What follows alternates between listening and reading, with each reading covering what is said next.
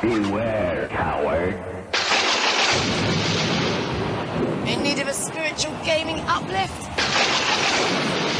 Then stick with us Bits Girls for the next half hour as we dig up the latest in console and PC highlights. On tonight's show, we'll be taking a look at Parasite Eve 2, Alone in the Dark 4, and we'll be trying out the multiplayer options in Perfect Dark. And we'll be scoring more than love in Open Tennis 2000. But first, here's this week's gaming news.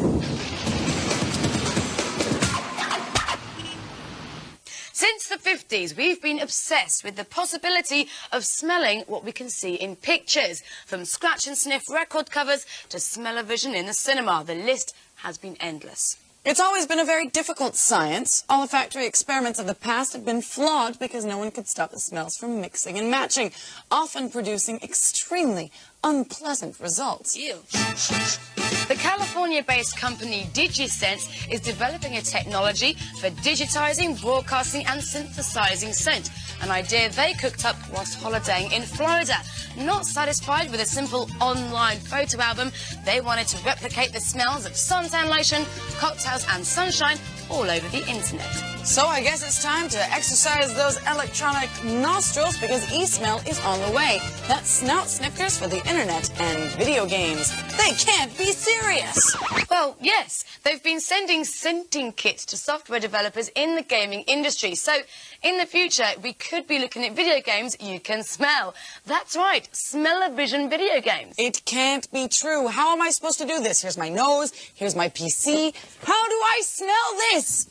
With DigiSense digital scent technology, you can experience smell on your computer with the help of a peripheral called the iSmell Personal Scent Synthesizer. You smell? No. Actually, the iSmell attaches to a port in your PC and is triggered off by something as simple as the click of a mouse.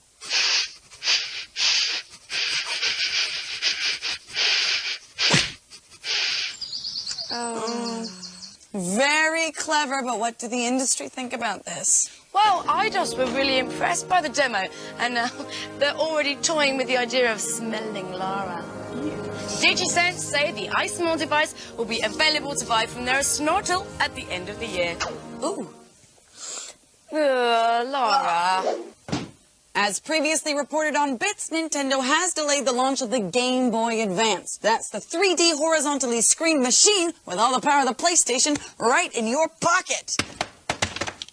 We also reported that Nintendo had delayed the launch of this new Wonder Machine because the continuing Pokemon craze has given the Game Boy a new lease of life. Apparently, this isn't true, because Nintendo has just announced that the reason for the delay is because they're missing a microchip.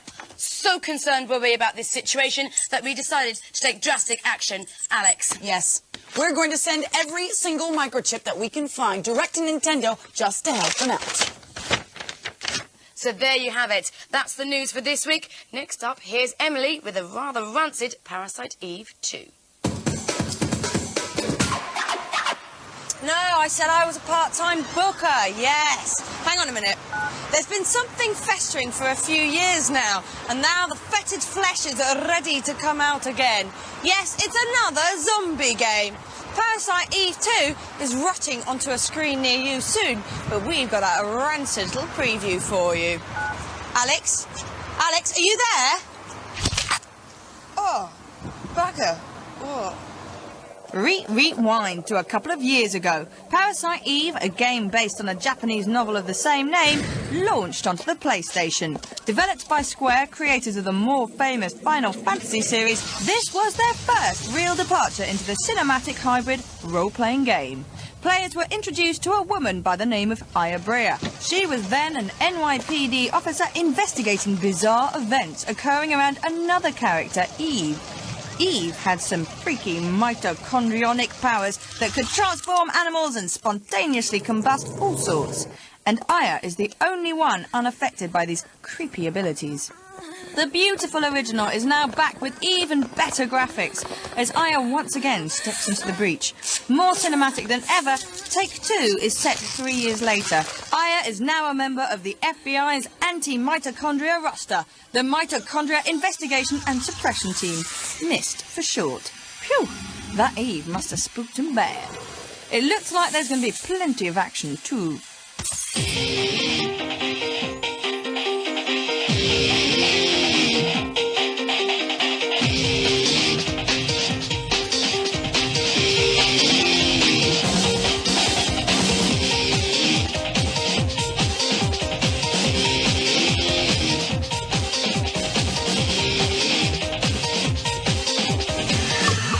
The original featured a real-time combat system, and in this one both you and your assailant can move and attack at once, but there are still some heavy-duty menu options going on. Your environment is interactive with explosive circuits and barrels filled with flammable material. You can also run, but from the bits footage it doesn't look likely that you'll need to too often, as though the creatures wouldn't exactly win any beauty contests, they don't look like they'd last long in a shootout either. And if you do run, you lose out on the bounty points, but apparently you'll be able to refresh these by sleeping. Aww. Personally, I don't know if I'd fancy sleeping too much with the neo-mitochondria beasties around, but before you envisage yourself sinking into an Elm Street nightmare, you'll be glad to know that Aya has developed a few powers herself. She now has a sensory detector that lets her know if any mutated monsters are lurking around the corner in a fantastic black and white flashback type effect. She also wields the mitochondria magic herself, using parasite power to attack creatures or heal herself, and it's up to you which special abilities she learns along the way. The original was notable more for its graphics than its gameplay, and it looks like the sequel will be no different. Thanks to some coolio new technology from Square, they can now incorporate real-time movies and hand-drawn artwork into pre-rendered backdrops at a silky 60 frames per second. Very tasty. The camera is more agile, but it looks to me that it could get a mite disorientating. One of the big bonuses of this game has to be the firepower. As in the first, you'll be able to combine weapons, which should make for some beautifully frenetic fight scenes. And you'll be glad to know that you're not alone in this spooksome game. You'll be joined by a number of non-playable characters who will battle just like the real thing. Another spook 'em up of the Resident Evil kind, this game should go a little deeper for those who like to develop the character themselves. Oh, bugger. Come on. Now, if there's any justifiable excuse to draw the curtains and stay in watching television on the hottest day we're ever going to get, then surely Andre Agassi's big butch hairy legs must be it. Well, maybe not, but I certainly wouldn't say no to strawberries and cream. Oh, and of course, a copy of Open Tennis 2000. Open Tennis 2000 is as detailed as tennis is gonna get, allowing you to master the different techniques of the pros. Developers Carapace worked with real tennis players to assist in attaining deeper realism in serving, backhanding, volleys and rally tactics, all fully motion captured, which is a given these days. The response of the balls also varies depending on the surface you're playing on, indoor, clay, grass or hard court, so the physics of the game have all been carefully replicated.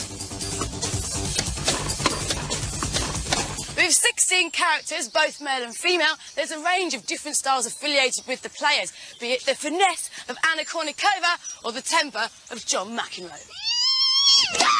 You cannot be serious! Carapace have tried to improve playability from the previous Open Tennis games by allowing you to direct the power, length and spin of each shot more precisely than before. But like so many of these sports sims like cricket or golf, just setting these variables hardly makes for deep, fun gameplay. However, unlike those sports sims, tennis is also a game of acute speed and reaction, basic good core gameplay essentials. Open Tennis does differ from other tennis sims in the way that you control the power and direction of your strokes. Most games opt for the well-timed press, but for this, holding down the button and releasing at the right time is far more fruitful.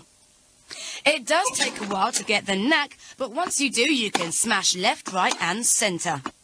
Open Tennis 2000 for the PC also acts as a CD-ROM for encyclopedic knowledge and stats on the real thing.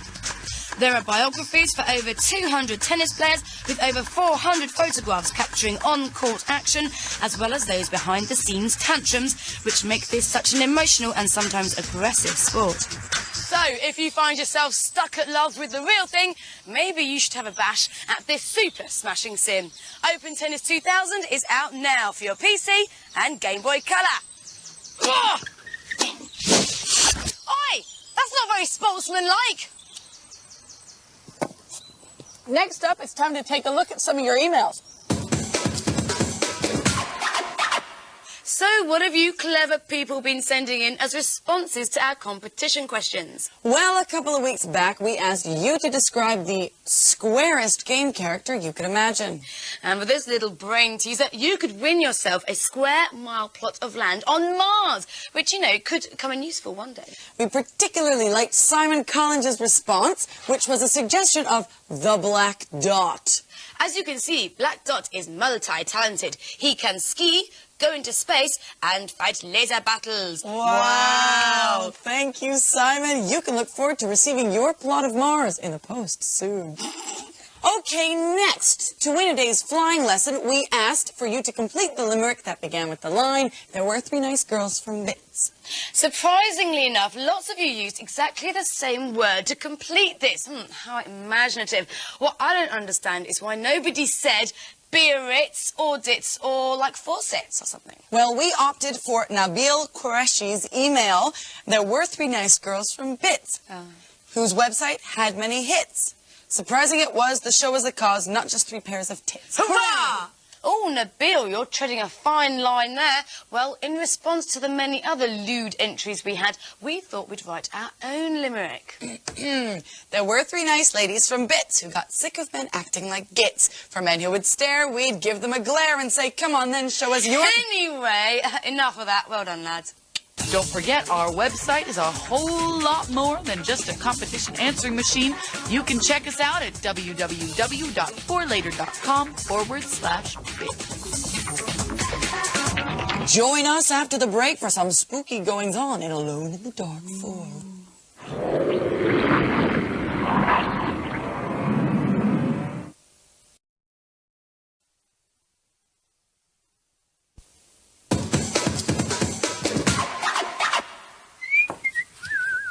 On our Shop Shelf Top 5, we kick off at number 5 with Ronaldo v Football.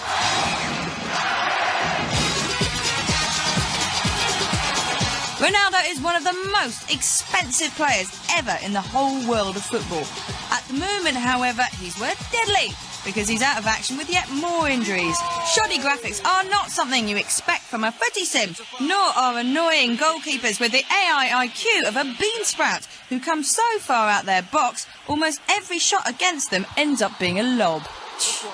Ronaldo would only play football like this if he was 70 and was in the Unibond League.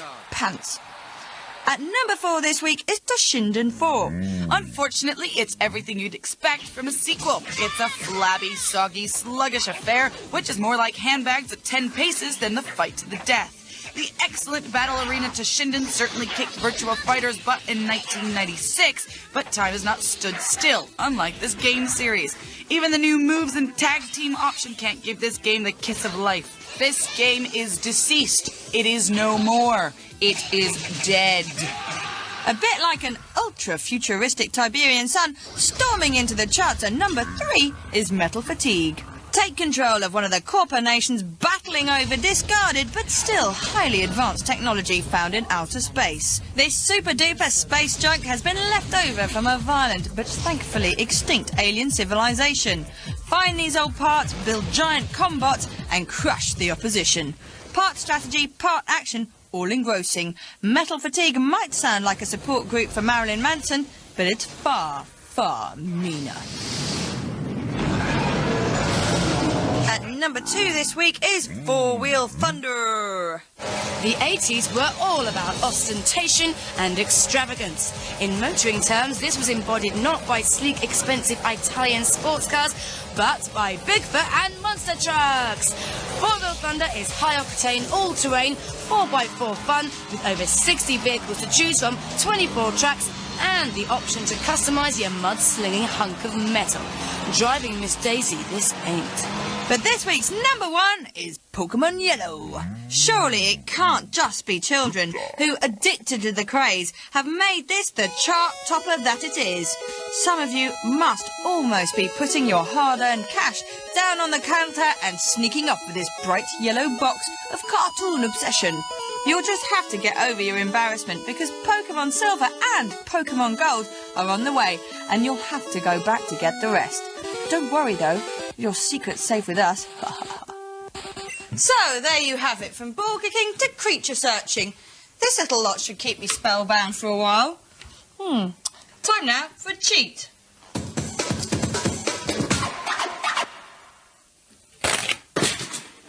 If you're having trouble with four-wheel thunder, you might want to try this cheat that we nicked straight from the glove compartment of the game's developers, Callisto. In practice mode, go to track selection screen. Then hold down the A, the Y and the trigger buttons.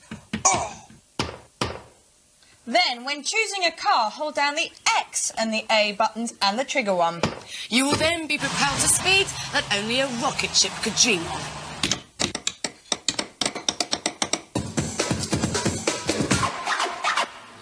Why are the characters in horror movies such numpties? Logic dictates that if you enter the haunted mansion and go into the room marked eye-gouging, blood-spurting terror room, you can kiss your ass goodbye. But we, as the controllers of horror games, well, we have one up on those nimrods in the movies. For we can avoid the confrontations that would only end in tears and head giblets. Now's another chance to prove that you're smarter than Courtney Cox. It's Alone in the Dark 4. Here, kitty, kitty. Here, kitty. In the early 90s, the computer games world was a pretty unterrifying place. The closest we came to pooping brown stains in our underpants was in the flimsy tidings of Haunted House on the Atari VCS. But then a weird-looking man came along to scare us into diapers. His name was Hubert Chardot. But his game had nothing to do with snails, berets, and dodgy red wine. Its purpose was to eliminate any security you felt under the bedclothes at night and instill a waking fear into every mitochondria that processed protein in every cell of your anatomy. They cacked it too. You were screwed.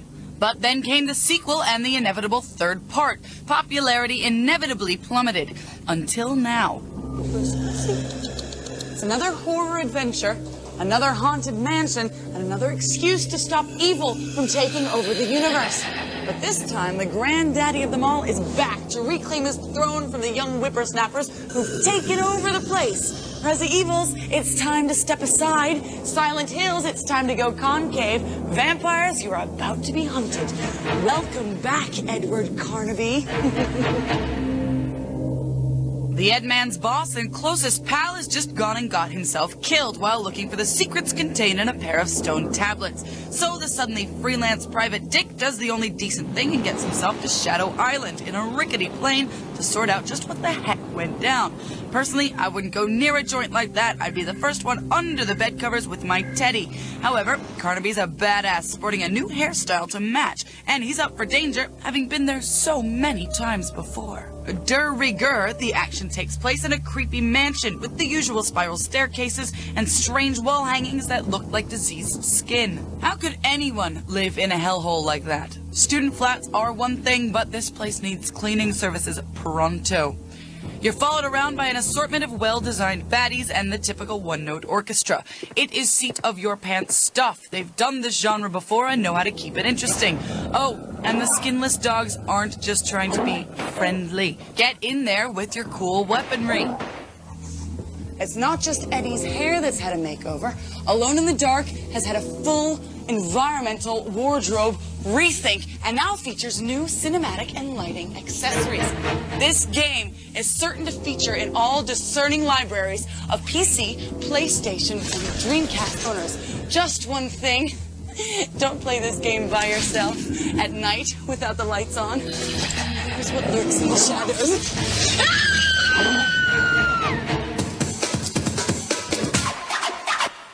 Last week, we offered forth our impressions on the already classic Perfect Dark. But there's only so much you can say in under 3 minutes. So this week we're on the level about the multiplayer madness.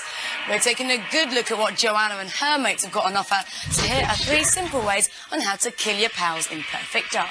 First up is the traditional multiplayer mode. It comes complete with Deathmatch, King of the Hill, and Capture the Flag trimmings. Up to 8 things can be maneuvered around the screen, consisting of simulant, human, and you combinations. This does have an impact on the smoothness of the game, however. Next up is cooperative mode. Not some hippie commune thing, but rather a mean team killing machine. You and a friend take control of the good guys and pop some caps in the bad guys' asses. But it's not in a deathmatch arena. It's within the confines of the single-player game. Your objectives are the same depending on your level of expertise. It's just this time Jojo's got a helping hand from her sister, Velvet. Velvet? Who came up with that? Cooperative mode is extremely handy to get all the objectives completed in record time, and a bit of team-based strategy work goes a long way in terms of replayability. And finally, counter-operative mode. Now, this is the one that was responsible for the 3-year delay. But as they say, all good things come to those who wait. Again, you and a mate play through the single-player game, but this time it's a case of Dr. Jekyll and Mr. Hyde. Player number 2, you are a bastardo turncoat and want nothing more than to pump Joanna full of your rounds. Oh my God! There's maniacs down the roof! As the opposition, you've got the upper hand because only Joanna Dark is after your ass, and you've got multiple lives like a cat. Every time Ms. Dark exterminates you, you pop back in another body. Hell-bent on karmic revenge. And if you still want more from this little cartridge, then go back through the single-player mode and let your nose do the leading. Seek out the different types of fromage that are littered about the levels, because there's a cheese everywhere. Crazy, crazy rare. Time now to take a look at what's coming up in the rest of the series in our expletive-free Bits on T4. Yep, well, we've taken a break from this Sunday, which means that we can get down to some serious gaming. I, for one, can't wait to see Mario Tennis after seeing the super-duper Open Tennis 2000. And you know that Mario, he sure is the most multi-skilled plumber ever. Well, I'll be building a bridge to the stars in Startopia. Well, actually, it's probably more like building a self-contained space station network, but you know what I mean. And I'll be going for colony domination in the SimCity vibes, Empire Advance. Also coming up on T4's Bits in the next couple of weeks, we're going to be letting the fur fly in Fur Fighters, and we're going to be going retro glory, looking at revamped old classics, Frogger and the now 3D Pac-Man. There's still loads more Pokemon to digest with Gold and Silver. Black and White will be getting a full-on review, and we'll be revving it up with Ferrari 355. So, there you have it. Plenty to look forward to. Now, it's time for the competition. Rah! Yes, and this week we've got a Dracula PlayStation bundle to give away.